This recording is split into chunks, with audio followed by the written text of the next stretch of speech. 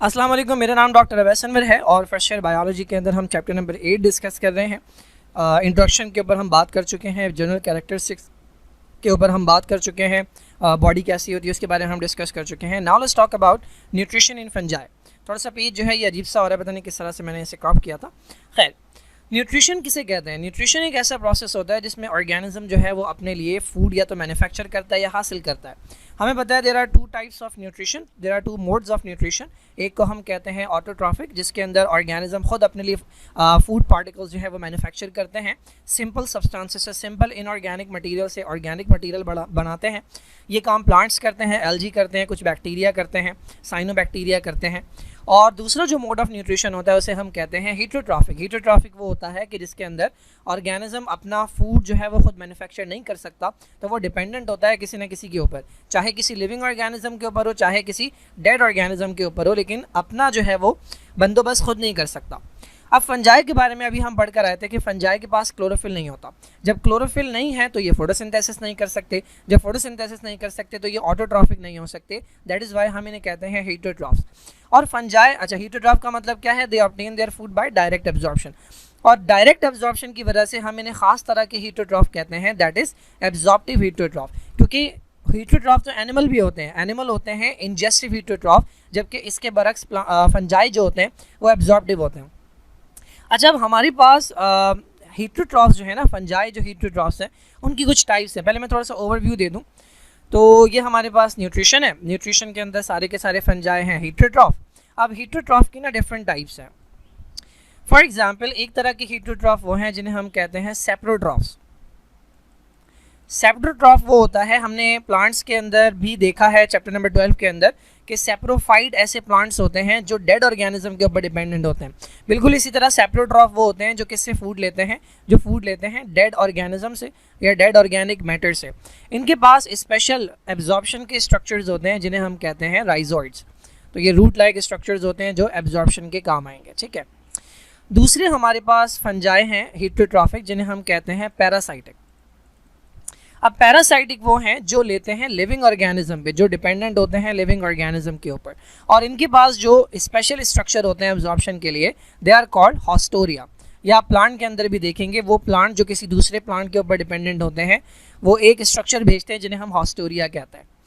अच्छा, थर्ड हमारे पास एक छोटी सी कैटेगरी है जिन्हें हम कहते हैं कार्निवोरस। कार्निवोरस वो हैं जो शिकार करते हैं, सॉरी प्रेडेटर्स। प्रेडेटर्स कुछ फंजाई ऐसे हैं जो भाई शिकार करके खाते हैं। भाई ये क्या करते हैं? ये तो लिविंग ऑर्गेनिज्म के साथ रहते हैं जब तक उसे बर्बाद ना कर दें। ये बेसिकली लिविंग ऑर्गेनिज्म को किल करते हैं, ठीक है। तो ये प्रेडेटर्स कहलाते हैं। और इसके बाद आते हैं हमारे पास, the last one is symbiotic. देखिए, पैरासाइट में और पैरासाइटिक एसोसिएशन में या सिम्बियोटिक एसोसिएशन में एक बहुत कॉमन सा फ़र्क होता है। पहली बात तो कॉमन क्या चीज़ है? वो है दोनों जो है वो लिविंग ऑर्गेनिज्म की एसोसिएशन है, ठीक है।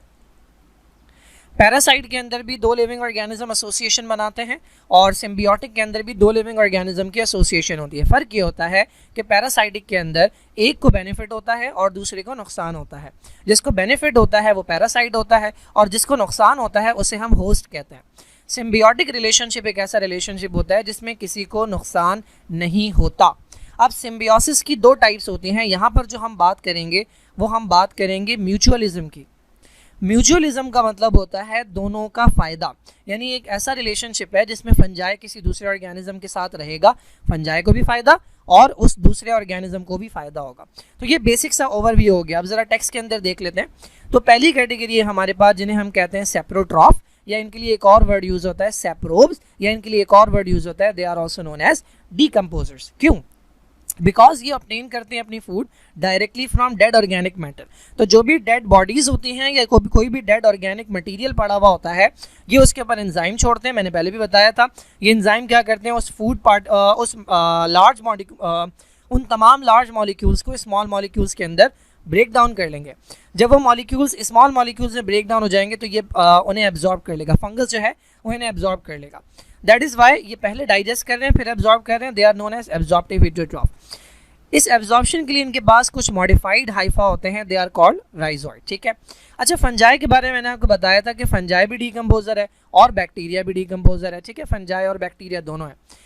तो अगर बैक्टीरिया मौजूद है और चूंकि बैक्टीरिया इतने छोटे से होते हैं, बहुत तेज़ी से ग्रो करते हैं, तो फंजाई की क्या ज़रूरत है? तो फंजाई प्रिंसिपल डीकम्पोजर्स होते हैं सेलुलोज के और लिग्निन के। ये वो दो कंपोनेंट है जो प्लांट की सेल वॉल के अंदर पाए जाते हैं। ज़्यादातर बैक्टीरिया इन्हें ब्रेक नहीं कर सकते। इसका मतलब ये है कि अगर आप एनवायरनमेंट से आज फंगस को निकाल लें तो प्लांट की डीकम्पोजिशन नहीं हो पाएगी, प्लांट की बॉडीज़ जो हैं वो पाइल अप होने लगेंगी।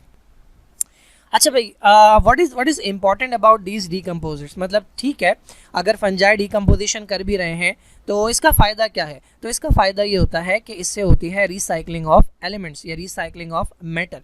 ये मैंने आपको पहले भी समझाया था जब मैं बैक्टीरिया पढ़ा रहा था। फॉर एग्जाम्पल, ये हमारे पास एक प्लांट है, ठीक है, ये किसी मिट्टी के अंदर ग्रो कर रहा है, ये सॉइल है।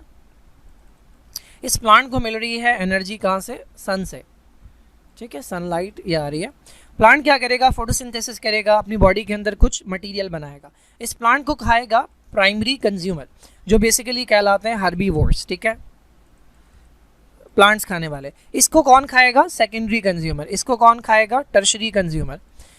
टर्शरी कंज्यूमर जो है ये मर जाएगा, ठीक है। जब ये मर जाएगा तो इसकी बॉडी जो है, इसकी जो बॉडी है, सिमिलरली सेकेंडरी कंज्यूमर भी मर सकता है, इसकी भी बॉडी होगी, प्राइमरी कंज्यूमर भी मर सकता है, इसकी भी बॉडी होगी, और कोई प्लांट भी मर सकता है बिना खाए किसी के, प्लांट खुद ब खुद मर सकता है। तो ये जो तमाम बॉडीज़ हैं, इन्हें तोड़ना और उसे मिट्टी में शामिल करना, ये जिम्मेदारी होती है डीकम्पोजर्स की, जो बैक्टीरिया और फंजाई हैं।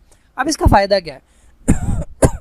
इसका फ़ायदा यह है कि प्लांट ने इस मिट्टी में से कुछ ना कुछ मटेरियल लिया होगा, कुछ वाटर लिया होगा, कुछ एलिमेंट्स लिए होंगे, नाइट्रोजन लिया होगा, फास्फोरस लिया होगा, पोटेशियम लिया होगा। अब ये मटेरियल जब प्लांट की बॉडी में चला गया और ये प्लांट मर गया और मान लें कि कोई डिकम्पोज नहीं करेगा, तो प्लांट की बॉडी ऐसे ही पड़ी रहेगी। तो सॉइल के अंदर से पार्टिकल्स क्या होते रहेंगे? ख़त्म होते रहेंगे। सॉइल के अंदर एक वक्त आएगा, सॉइल के अंदर कुछ बचेगा ही नहीं कि वहाँ पर प्लांट ग्रो कर सके। सिमिलरली अगर ये प्राइमरी कंज्यूमर, इस प्लांट को किसने खाया? प्राइमरी कंज्यूमर ने। इस प्लांट का जितना भी मटेरियल था वो इसकी बॉडी में चला गया। अब अगर ये मर जाए और इसकी बॉडी को कोई ना तोड़े तो सब कुछ इसकी बॉडी में रह जाएगा। जब इसकी बॉडी में रह जाएगा तो सॉइल में नहीं जाएगा, जब सॉइल में नहीं जाएगा तो प्लांट में नहीं जाएगा, जब प्लांट में नहीं जाएगा तो दोबारा से साइकिल स्टार्ट नहीं होगी। तो बेसिकली डीकम्पोजर्स का मेन फंक्शन जो होता है वो होता है कि ये रिसाइकलिंग करवाते रहते हैं। क्योंकि आपको पता है कि अर्थ जो है वो एक क्लोज स्पेस है। अर्थ जो है वो एक ऐसे कमरे की मानंद है कि जिसमें ना तो कुछ आ रहा है और ना ही यहाँ से कुछ जा रहा है। तो जो कुछ मटेरियल है वो अर्थ का वो यहीं पर है। अगर हर कोई अपना अपना मटेरियल लेके मर जाए और उसे वापस अर्थ को ना दे तो एक वक्त आएगा कि अर्थ के पास मटेरियल ख़त्म हो जाएगा और फिर लाइफ जो है वो पॉसिबल नहीं होगी अर्थ के ऊपर। तो एक काम तो हो गया रिसाइकलिंग ऑफ मैटर। सेकंड काम क्या हो रहा है? वो मिट्टी के जिसके अंदर ये डीकम्पोजिशन हुई हुई होती है, उस सॉइल की फर्टिलिटी इंक्रीज हो जाती है और वहाँ पर जो प्लांट्स हैं वो बेटर ग्रो करते हैं, ठीक है। तो दो काम हो गए, number 1 recycling of material and number 2 soil की फर्टिलिटी इंक्रीज करना। अच्छा, अब ये जो एब्जॉर्प्शन वाला मेथड है ना, ये जो एब्जॉर्प्शन फंजाई को हम जो एब्जॉर्प्टिव हीटरोट्रॉफ कहते हैं, इनकी एब्जॉर्प्शन के लिए इन्हें काबिल कौन बनाता है? Extensive system of fast growing hyphae. मैंने आपको बताया था कि इनका जो हाइफा होता है या जो इनके हाइफी होते हैं उनको ग्रो करने के लिए बहुत ज़्यादा मटेरियल नहीं चाहिए होता, तो ये बहुत तेज़ी से ग्रो करते हैं, बहुत बड़े बड़े एरियाज़ में फैल जाते हैं। एंड दैट इज़ वाई इनका जो एब्जॉर्प्टिव मोड ऑफ न्यूट्रिशन है ये बहुत ज़्यादा सक्सेसफुल है, बिकॉज इनके पास हाइफी मौजूद है। यही एब्जॉर्प्टिव मोड जो है वो एनिमल्स बिल्कुल नहीं कर सकते, क्योंकि हमारे पास कोई इतना अच्छा, ये अगर मैं आपको समझाऊं तो ये बिल्कुल इस तरह है जैसे कि हमारी जो इंटेस्टाइन होती है, चैप्टर नंबर 12 के अंदर आप पढ़ेंगे कि हमारी जो स्मॉल इंटेस्टाइन है वो बिल्कुल इस तरह सीधी नहीं होती, बल्कि उसके अंदर इस तरह के स्ट्रक्चर्स होते हैं, फिंगर लाइक स्ट्रक्चर्स होते हैं, ठीक है। तो इससे होता यह है कि पहले एब्जॉर्प्शन यहाँ से होती, यहाँ से होती, यहाँ से होती, यहाँ से होती, तो लिमिटेड होती। जब हाइफी आ गया तो एब्जॉर्प्शन यहाँ यहाँ यहाँ यहाँ यहाँ बहुत सारे एरिया से एब्जॉर्प्शन हो रही है, तो बेसिकली एरिया इंक्रीज हो गया एब्जॉर्प्शन का। बिल्कुल उसी तरह से इनके पास हाइफा होते हैं या हाइफी होते हैं जो कि एक्सटेंसिवली ब्रांच होते हैं, बहुत ज़्यादा फैले हुए होते हैं, तो ये बेटर एब्जॉर्प्शन कर सकते हैं। अच्छा भाई, नेक्स्ट टाइप के जो हमारे पास फंजाई हैं, नेक्स्ट टाइप का जो हीटरोट्रॉफिक न्यूट्रिशन है वो है पैरासाइटिक। पैरासाइटिक वो होते हैं जो किसी लिविंग ऑर्गेनिज्म से फूड हासिल करते हैं और बदले में उसे कोई नुकसान देते हैं या डिजीज़ कॉज करते हैं। तो पैरासाइटिक और कुछ हमारे पास प्रेडेटर्स भी मैंने बताया और कुछ म्यूचुअलिस्टिक हैं, एक एक करके बात करते हैं। पैरासाइटिक जो हैं ये एब्जॉर्ब करते हैं न्यूट्रिएंट किससे? डायरेक्टली लिविंग ऑर्गेनिज्म से, जिसे होस्ट कहते हैं। अच्छा, इनके पास भी एब्जॉर्प्शन के लिए कुछ खास हाइफा होते हैं जिन्हें हम कहते हैं हॉस्टोरिया। इनके जो हाइफा थे सेप्रोब्स या सेप्रोट्रॉफ के पास जो थे वो कहला रहे थे राइजोइड। पैरासाइट्स के पास जो हैं दे आर कॉल्ड हॉस्टोरिया।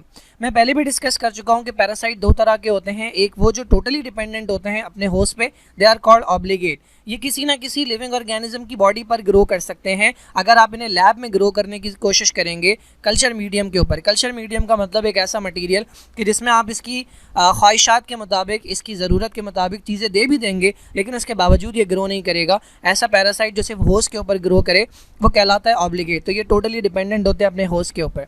तो मिल्ड्यूज़ होते हैं और रस्ट स्पीशीज़ होती हैं, हम आगे जाके देखेंगे, मैं दिखाऊंगा अभी बट आगे जाके जब इनका ग्रुप आएगा तो हम फर्दर देखेंगे। तो ये पैरासाइट्स हैं। देन एक तरह के पैरासाइट फैकल्टेटिव हैं, ये अपने होस्ट के ऊपर भी ग्रो कर सकते हैं और उनके अलावा भी ग्रो कर सकते हैं, जैसे कि आप आर्टिफिशियल मीडियम के ऊपर लैब के अंदर ग्रो करवाने की कोशिश करें। देन जो प्रेडेटर्स हैं, एक्टिव प्रेडेटर्स, इसमें आता है एक ऑयस्टर मशरूम जिसका नाम है प्लियोरोटस ऑस्ट्रिएटस। ये एडिबल फंजाई है, खाया जा सकता है। ये कार्निवोरस यानी प्रेडेटरी फंगस है। ये शिकार करता है, किसका शिकार करता है? सॉइल के अंदर हमारे पास एक तरह के वर्म्स होते हैं जिन्हें हम कहते हैं nematodes. Nematodes basically round worms होते हैं, ये चैप्टर नंबर 10 में हम डिस्कस करेंगे। तो ये अगर वर्म है, ठीक है, ये नीमाटोड है, ठीक है, इसकी बॉडी सर्कुलर से होती है, दोनों तरफ से पॉइंटेड होती है। तो ये फंगस का जो हाइफा है ना, ये घुस जाता है इसके अंदर, पेनिट्रेट कर जाता है। पेनिट्रेट करने के बाद ऐसे एंजाइम्स छोड़ता है जो कि इसे डाइजेस्ट करना शुरू कर देते हैं और उसके बाद इसे एब्जॉर्ब कर लेता है। तो पेनिट्रेट किया, पेनिट्रेट करने के बाद जितना न्यूट्रिशन कंटेंट है वो सारा का सारा जो है वो एब्जॉर्ब कर लिया।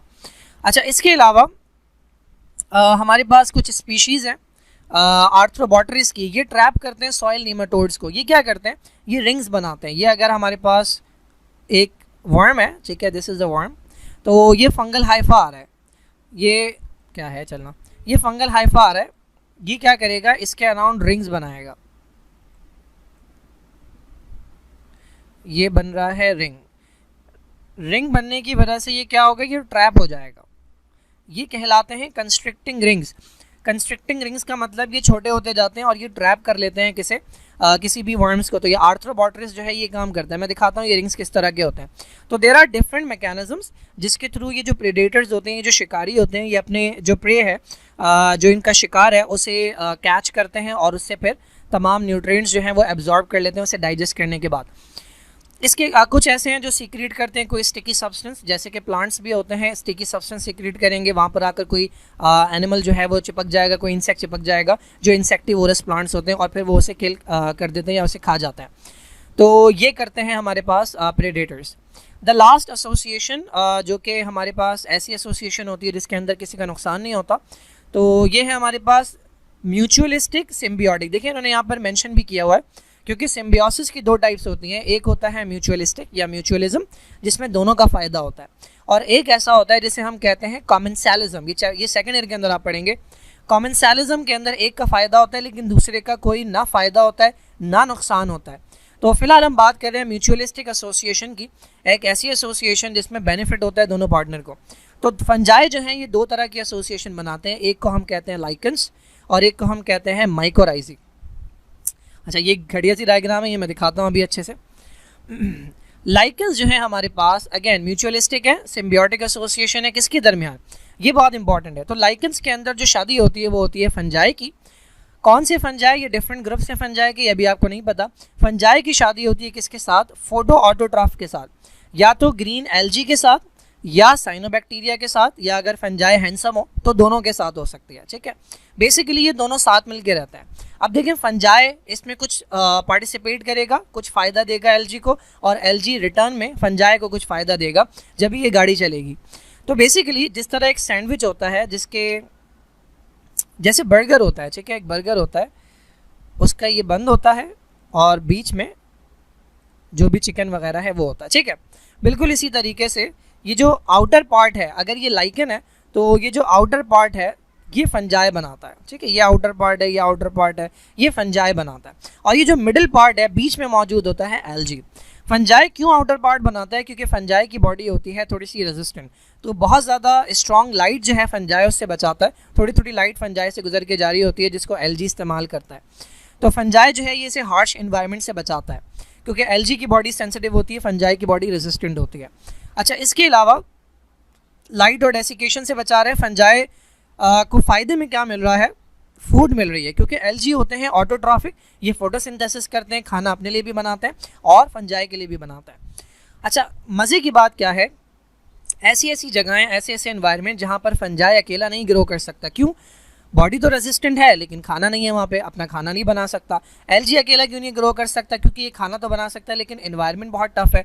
ऐसी जगहों के ऊपर जहाँ ये अकेले ग्रो नहीं कर सकते वहाँ पर ये मिलकर ग्रो कर जाते हैं, ठीक है। जैसे कि एक बेयर रॉक, एक सादा सा पत्थर है, वहाँ पर भी ये ग्रो कर जाएंगे। फंजाई जो है ये प्रोवाइड करेगा क्या? डेसिकेशन से बचाएगा, हार्मफुल एनवायरनमेंट से बचाएगा। एल्गी क्या करेगा? मॉइस्चर एब्जॉर्ब करेगा, से एटमॉस्फेयर से मॉइस्चर एब्जॉर्ब करेगा, जो वाटर वेपर्स होते हैं, लाइट लेगा, फोटोसिंथेसिस करेगा, अपने लिए भी खाना बनाएगा और फंजाई को भी देगा। अच्छा, लाइकेंस जो हैं वो वेरी करते हैं, इनके डिफरेंट कलर्स होते हैं, डिफरेंट शेप्स होते हैं, डिफरेंट अपीयरेंस होती है। और एक बड़ी इंपॉर्टेंट बात, अगर किसी जगह कोई आबादी बिल्कुल भी नहीं है और वहाँ पर आबादी ग्रो होना शुरू हो रही है, मैं ऐसी जगह बता रहा हूँ, पानी वाली जगह नहीं है, एक बिल्कुल सादी जगह, एक ड्राई एरिया है कि जहाँ पर कभी कोई आबादी नहीं थी और वहाँ पर नई आबादी होना शुरू हुई है और बहुत वक्त गुजरने के बाद वहाँ पर प्लांट्स और एनिमल्स आ गए हैं, तो जो शुरू वाले होते हैं, जो सबसे पहले आबाद हुए हैं, वो यूजुअली लाइकेंस होते हैं। अच्छा, एक इम्पॉर्टेंट पॉइंट, इकोलॉजिकली ये बायो इंडिकेटर्स होते हैं एयर पोल्यूशन के। इसका मतलब ये है कि अगर एक जगह पर लाइकेंस ग्रो कर रहे हैं, इसका मतलब वहाँ की एयर जो है ये पॉल्यूटेड है। तो किसी भी जगह अगर लाइकेंस काफ़ी ज़्यादा तादाद में ग्रो कर रहे हैं तो वहाँ पर एयर पोल्यूशन का, इसका मतलब है वहाँ पर एयर पोल्यूशन काफ़ी ज़्यादा है। तो मैं दिखाता हूँ अभी आपको, लाइकेंस भी दिखाता हूँ, माइकोराइजी भी दिखाता हूँ, बाकी फंगस भी दिखाता हूँ। ये आखिरी चीज़ें जो हमने डिस्कस करनी है वो है माइकोराइजी। अगेन ये म्यूचुअलिस्टिक एसोसिएशन है। इसमें किसकी शादी होती है भाई? फंजाई की शादी होती है प्लांट्स की रूट्स के साथ। कौन से plants? Vascular plant. Vascular plants कौन होते हैं? ट्रैकियोफाइट्स, ठीक है। ये चैप्टर नंबर 9 में हम पढ़ेंगे। और मजे की बात क्या है, 95% of all kinds of vascular plants they make this association. इसका मतलब क्या है, अगर दुनिया में 100 वैस्कुलर प्लांट हैं तो उसमें से 95 ऐसे हैं जो फंजाई के साथ शादी करके बैठे हुए हैं। क्यों? क्योंकि इसका बहुत ज़्यादा फ़ायदा है। क्या फ़ायदा है भाई? फंजाई के साथ एसोसिएट होने से एक तो सॉइल कॉन्टैक्ट बढ़ जाता है। क्यों? क्योंकि भाई अगर ये हमारे पास सॉइल की लेयर है, ये रूट्स हैं, ठीक है। प्लांट की रूट्स को ग्रो करने के लिए बहुत ज़्यादा मटेरियल चाहिए होगा, ठीक है। इसके साथ अगर मैं फंजाई लगा दूँ, फंजाई को इतना ज़्यादा मटेरियल नहीं चाहिए होता, तो फंजाई अगर यहाँ से स्टार्ट करेगा तो यहाँ तक चला जाएगा। तो देख रहे हैं जितनी सॉइल जो है वो प्लांट कवर नहीं कर पा रहा था, उतनी सॉइल जो है ये फंजाई के हाइफा कवर कर रहे हैं। तो बेसिकली इतने एरिया से, इतने बड़े एरिया से प्लांट को वाटर मिलेगा, इतने बड़े एरिया से प्लांट को मिनरल्स मिलेंगे। एक और फ़ायदा क्या होता है, कुछ ऐसी चीज़ें होती हैं, कुछ ऐसे मिनरल्स होते हैं जो प्लांट डायरेक्टली एब्जॉर्ब नहीं कर सकते। तो पहला तो टोटल सरफेस एरिया बढ़ गया एब्जॉर्प्शन का। दूसरा, ऐसे एलिमेंट्स जो कि प्लांट डायरेक्टली एब्जॉर्ब नहीं कर सकते, फंजाई एब्जॉर्ब करके देता है, like phosphorus directly plant absorb नहीं कर सकता, ये कंबाइंड फॉर्म के अंदर चाहिए होता है। चैप्टर नंबर 2 के अंदर आपने पढ़ा था, ये PO4 की फॉर्म में चाहिए होता है। तो जो फंजाई है वो डायरेक्टली एब्जॉर्ब करके दे देता है। लाइक जिंक है, ये कॉपर है, ये ऐसी चीज़ें हैं जो कि प्लांट डायरेक्टली नहीं एब्जॉर्ब कर सकते, तो फंजाई ने एब्जॉर्ब करके देता है। इसके अलावा एक और फ़ायदा भी देता है कि सॉइल के अंदर जो भी बैक्टीरिया वगैरह हैं, हार्मफुल बैक्टीरिया जो प्लांट को नुकसान पहुंचाने आ रहे हैं, या वर्म्स वगैरह हैं, या पैरासाइट वगैरह हैं, तो फंजाई उन्हें किल कर देता है। तो वो प्लांट्स जो माइकोराइजी बनाते हैं, जो फंजाई के साथ एसोसिएटेड होते हैं, वो बेटर ग्रोथ शो करते हैं देन दोज प्लांट जिनकी एसोसिएशन नहीं होती। फंजाई को बदले में क्या मिलता है? एक रहने के लिए जगह मिल गई, बातें करने के लिए साथी मिल गया, और मेन जो है वो ऑर्गेनिक कार्बन यानी खाना जो प्लांट फोटोसिंथेसिस के जरिए बनाता है। अब ये जो माइकोराइजी है, इसकी 2 सिंपल सी टाइप है, बहुत आसान सी बात है भाई। फंजाई की बॉडी जो है वो बारीक बारीक धागों से बनी होती है जिन्हें हाइफा कहते हैं। तो ये हमारे पास प्लांट के सेल हैं, ठीक है। अब अगर ये हाइफा जो है ये ग्रो कर रहा है सेल्स के दरमियान में, ठीक है, ये सेल्स के दरमियान में ग्रो कर रहा है, ठीक है, सेल्स के अंदर नहीं जा रहा, तो ये वाली एसोसिएशन कहलाएगी एक्टोमाइकोराइजी। ये रूट के सेल हैं, फंजाई सेल के अंदर नहीं जा रहा, so this is known as ectomycorrhizae. और अगर फंजाई ग्रो कर रहा है दरमियान में भी और सेल के अंदर भी जा रहा है, सेल वॉल को पेनिट्रेट करके अंदर भी जा रहा है, सर्कुलर से स्ट्रक्चर बना रहा है, सो इसे हम कहेंगे एंडोमाइकोराइजी, ठीक है। तो ये एक्टो है जिसके अंदर फंजाई का हाइफा सेल के अंदर नहीं जाता, और ये एंडो है जिसमें जाता है। बस ये सिंपल सी बात है। कहाँ गया भाई? हाँ भाई, तो एंडोमाइकोराइजी क्या है भाई? कि जिसके अंदर फंगल हाइफा जो है वो पेनिट्रेट करता है प्लांट की रूट के आउटर सेल्स को, अंदर जाके कॉयल बना लेता है, स्वेलिंग बना लेता है, माइन्यूट ब्रांचेस बना लेता है, we don't care about that, और सराउंडिंग सॉइल के अंदर भी जाता है, ठीक है। यहाँ पर अगर आप देखें, सो ये एंडोमाइकोराइजी है, ये रूट के बाहर वाले सेल हैं। ये अगर सेल बाहर बड़ा करके दिखाया हुआ है तो ये सेल है, और इसके अंदर ये आपको बारीक बारीक धागे नज़र आ रहे हैं। ये अंदर भी होंगे और ये बाहर भी एक्सटेंड कर रहे होंगे। बाहर एक्सटेंड करेंगे रूट के अंदर, सॉरी सॉइल के अंदर, ज़मीन के अंदर, मिट्टी के अंदर एक्सटेंड करेंगे। बस सेल के अंदर अगर जा रहा है साथ साथ में तो वह एंडो है, और अगर सेल के बाहर बाहर है तो वह एक्टो है। तो एक्टोमाइकोराइजी क्या होता है? हाइफा सराउंड करते हैं, सेल्स के दरमियान जाते हैं, लेकिन सेल वॉल को पेनिट्रेट नहीं करते। ये यूजुअली एसोसिएशन बनाते हैं पाइंस के साथ। माइसीलियम, दोनों कंडीशन के अंदर जो माइसीलियम है या फंजाई की बॉडी है वो दूर दूर तक जाती है सॉइल के अंदर, ठीक है। सेल के अंदर जाए ना जाए, सॉइल के अंदर दूर दूर तक जाती है। अब ये फंजाई के बारे में थोड़ी सी बात है कि ये कहाँ ग्रो करते हैं, तो ये लाइन इंपॉर्टेंट है। They grow in moist habitat. Best fungi जो ग्रो करेंगे वो मॉइस्ट हैबिटाट के अंदर ग्रो करेंगे। यही वजह है कि आपकी बॉडी के वो पार्ट जो मुसलसल मॉइस्ट रहते हैं वहाँ पर फंगस ग्रो कर जाता है। यूजुअली जो लोग मुसलसल मोज़े पहने रहते हैं, जूते पहने रहते हैं पूरा पूरा दिन, उनके पैरों के अंदर फंगस ग्रो कर जाता है।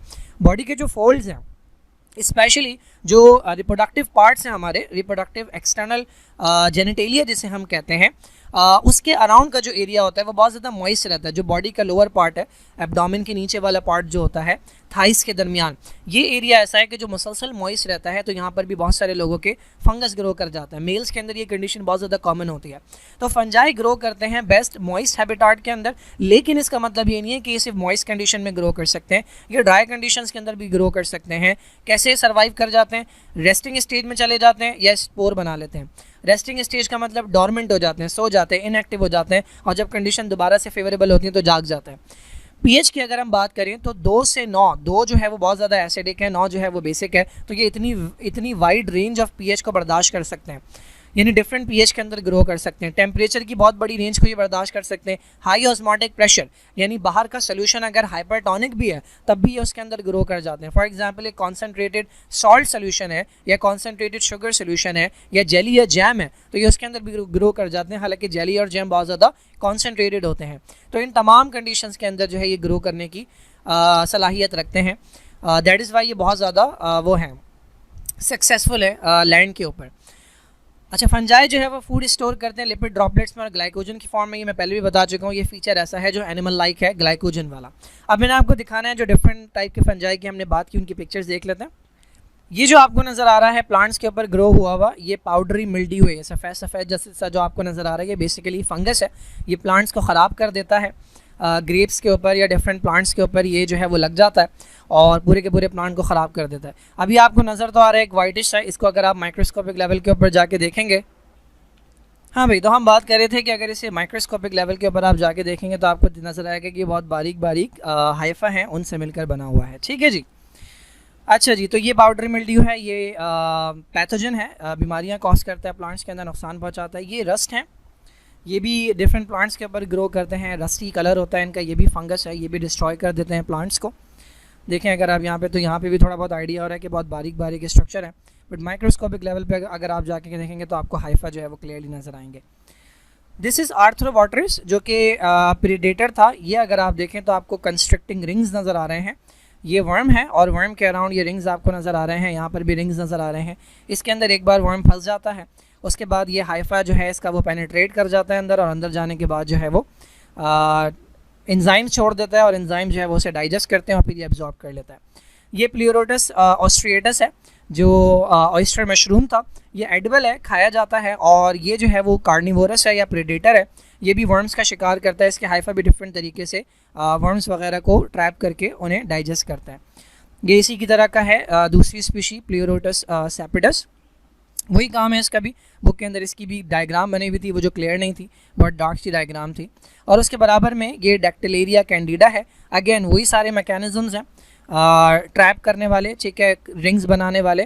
तो ये डिफरेंट तरह के प्रेडेटरी फंजाई होते हैं जो कि डिफरेंट तरीके से नीमाटोड्स को या दूसरे जो इंसेक्ट्स हैं, सॉरी इंसेक्ट कह रहा हूँ, दूसरे जो वर्म्स होते हैं सॉइल के अंदर, उन्हें ट्रैप करते हैं। लाइकेंस और माइकोराइजा रह गए, वो भी मैं दिखा देता हूँ। तो ये अगर आप देखें तो ये कोई बहुत प्यारी चीज़ नहीं है। ये कॉम्बिनेशन है एल्गी और फंजाई का, या एल्गी और साइनोबैक्टीरिया का, या दोनों का हो सकता है। तो लेकिन इनकी ख़ास बात यह है कि ये ऐसे ऐसे इन्वायरमेंट के अंदर ग्रो कर सकते हैं। देखें डिफरेंट कलर्स के होते हैं, डिफरेंट शेप्स के होते हैं। ये ऐसे ऐसे इन्वायरमेंट के अंदर ग्रो कर सकते हैं जहाँ पर फंजाई और एल्गी अकेले ग्रो नहीं कर सकते। ये है हमारे पास माइकोराइजी। यहाँ पर आपको क्लियरली नज़र आ रहा है कि ये प्लांट की रूट तो यहाँ तक जा रही है, बट ये जो इतनी बड़ी एसोसिएशन आपको नज़र आ रही है पूरा का पूरा फंगस है। अगेन ये जो वाइटिश आपको नज़र आ रहे हैं ये फंगस है। ये देखें ये माइकोराइजी के साथ है, ये माइकोराइजी के बगैर है। ये आपको नज़र आ रहा है बहुत ज़्यादा एक्सटेंसिवली ब्रांच हुआ हुआ है। तो ये हमारे पास माइकोराइजी होते हैं जो किस काम आते हैं। यहाँ पर अगर आप देखें तो ये नो माइकोराइजी है, ये विद माइकोराइजी। ये एक्सटेंसिव जो ब्रांचेस आपको नज़र आ रही हैं ये फंगस के हाइफी की हैं। तो इनसे ये होता है कि बेटर एब्जॉर्प्शन होती है, सरफेस एरिया बढ़ जाता है, थोड़ी बहुत प्रोटेक्शन मिल जाती है और कुछ एडिशनल न्यूट्रिएंट जो डायरेक्टली एब्जॉर्ब नहीं किए जा सकते वो मिल जाते हैं प्लांट्स को। So this is all about nutrition in fungi.